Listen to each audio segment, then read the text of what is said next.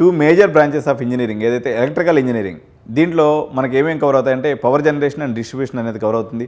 వేరాజ్ electronics engineering ఏదైతే ఉందో circuits మీద, మైక్రో కంట్రోలర్స్ మీద, కమ్యూనికేషన్ సిస్టమ్ మీద ఇది పనిచేస్తుంది. సో ఈ రెండు యొక్క యూనిక్ కాంబినేషనే ఈ వర్స్టైల్ ఇంజనీరింగ్ డిసిప్లిన్ అనేటువంటి ఈ రెండు భాగాలు కలిసి ఫామ్ అయినటువంటిదే ఈ యొక్క ట్రిపుల్ బ్రాంచ్ అనేది. సో దీంట్లో ఎటువంటి ఇండస్ట్రీలో పనిచేస్తారు వీళ్ళు అనుకున్నట్లయితే పర్టికులర్గా power generation companies, telecom companies, automation companies, robotics కంపెనీస్లో కూడా వీళ్ళందరూ కూడా జాబ్ ఆపర్చునిటీస్ అని ఉంటాయి. ఎందుకు మనం ట్రిపుల్ తీసుకోవాలనుకున్నప్పుడు మీకు ఈరోజు పవర్ ప్లాంట్స్ అనేది జనాభా పెరిగిపోయింది, పవర్ ప్లాంట్స్ యొక్క అవసరం అనేది ఉంది.